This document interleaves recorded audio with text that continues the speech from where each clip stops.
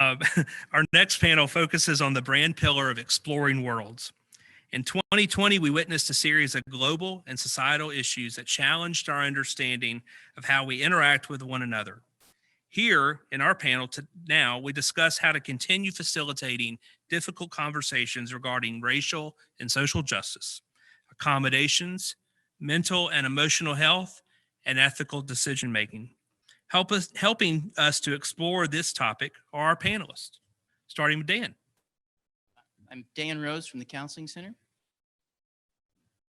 Hi, I'm Curtis Walker with Student Government Association. Good morning. I'm Lauren Jones McCowan from the Center of Accommodation and Access, and I'm also the Title IX coordinator. Good morning. I'm Janika Williams, and I work with students in STEM with the Lewis Stokes Alliance for Minority Participants. All right, good morning, everyone. My name is Johnny Roberts, and I serve as the coordinator for diversity programs and services. Well, Dan, the first question goes to you. You hopped in the first chair without even knowing it. From the perspective of the work you do or your area of expertise, what are some key takeaways from what we've experienced and the lessons stemming from those? Well, the first thing is we've never, ever had to do this before. This is, I think, new for the entire world, certainly new for CSU and certainly new for the folks here. I would say we were able to do it. We were able to, without skipping a heartbeat, we were able to, at our end, deliver the services we needed to do. We've been able to stay connected. So my first takeaway was, man, I didn't know I would ever have to sign up for something like this, and didn't realize I would be able to be able to make it through it. I also might throw out too that the takeaway is that we are all under a tremendous amount of stress and strain. There's a lot of anxiety around this. There are a lot of difficulties that I think we're heading into a full year of this, as a matter of fact. So we're under a great deal of stress and strain. And I think the takeaway, I would make sure that everybody out there is engaging in some sort of self-care, try to make them self-aware as they possibly can of what their needs are, and just continue to reach out and stay connected. Great, Dan. And Lauren, if I could get you involved from an accommodation standpoint, what are some takeaways or observations that you and your team have had? We certainly had to employ a variety of accommodations that we had only read about once as a one-off that one school did, and it became our norm. It became the regular accommodations that we are now providing. We also had to develop a new type of accommodation plan, which is the alternative educational arrangements, and learn more about different disabilities that put people in the high-risk category for contracting COVID, which qualify them for an alternative educational arrangement. Great, thank you. Our second question, we'll start with Janika. How might we explain the lessons learned this year related to social injustice and continue to advocate for a world that has room at the table for everyone? Thank you. I think it's really important, especially when you partner social justice and a pandemic, to first seek to understand, then to be understood. Understanding who you are and how you identify, whether you're in a minority status or a majority status, or how you understand where you are in society in terms of privilege and access. But then when you also have the chance to seek to understand, is taking the time to listen and learn. There's a variety of formats in which you can do that, whether it's a TED Talk, a one-on-one conversation with someone of difference, making sure that you're interacting and learning who you are. During this time, I think what was really important for me was to check in with myself and see how I felt and how I was connecting and communicating with others. But then with working with colleagues, just checking in with them to see how they feel, not necessarily just in terms of social justice, but how they feel in general, because that's the root of social justice, of understanding who you are, but then also taking the time to reach out to others that were different than myself. Those that may be going through some, whether it's the news, seeing stuff in the news, seeing stuff within their own communities, connecting with them and making sure that they're okay, providing resources with those that may need the resources for additional learning. Johnny, I know you've also done some work in this area, you and your team. Any thoughts to go along with those?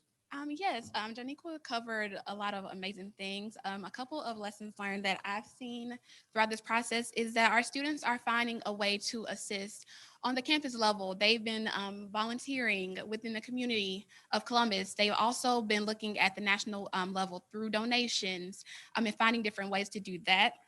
We also, I try to make sure that my students know that they have a support system with me so that they can feel like their voice is heard, and I can make sure I'm sending that information back to the next level.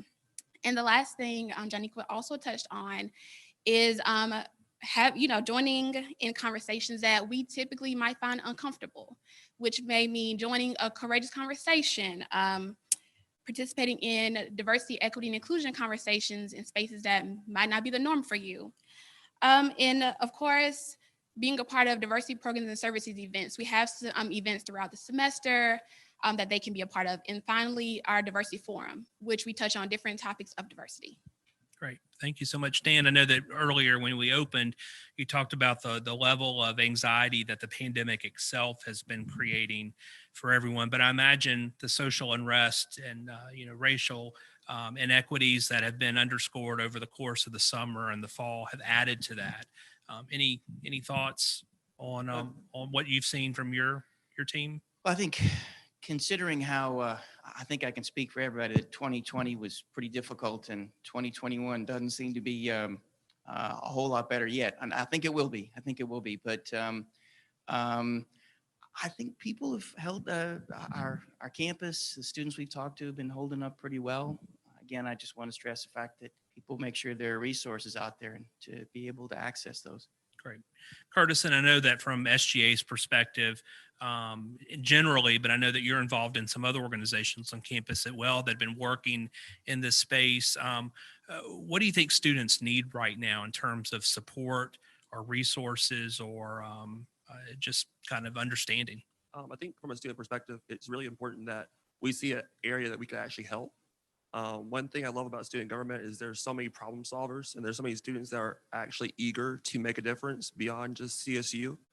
This past semester, we've seen students step up, lead marches, hold rallies, speak at public forums, get involved in politics, and not just the simple volunteering or in ways of just knocking on doors, but going above and beyond truly.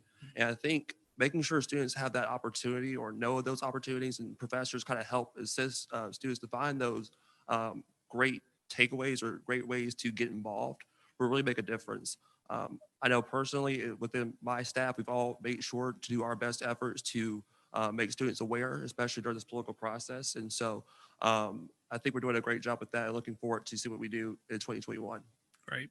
And you kind of worked your way into the last question, which I was going to let you lead with. But if I can get you to forecast maybe some things that might be on the horizon that would be great opportunities for our faculty and our staff and some of our programs to partner with SGA on. Absolutely. Two things that I will say that we're definitely looking forward to doing next semester is we started last semester having these conversations, as was mentioned before, just getting outside of our comfort zones.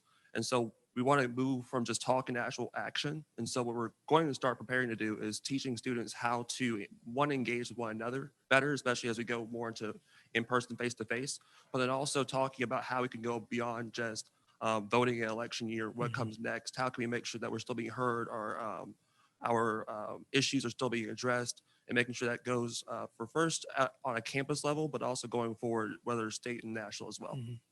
Great. So the rest of you have a captive audience. If there are programs or ideas that your team is working on right now to engage students or each other in some of these topics, would love to get them on the table now and let folks know how they might be able to collaborate with you. And I'll just open the floor if you want to raise your hand, take your mask off. John A, we'll start with you. All right. So diversity programs and services, as well as the Diversity, Equity, and Inclusion Committee, are doing a number of things throughout Columbus State. So, of course, you can always come to our diversity programs and services events. We have a number of them throughout the semester, as well as with our Diversity, Equity, and Inclusion Committee. We are having our diversity forum that will be virtual this year.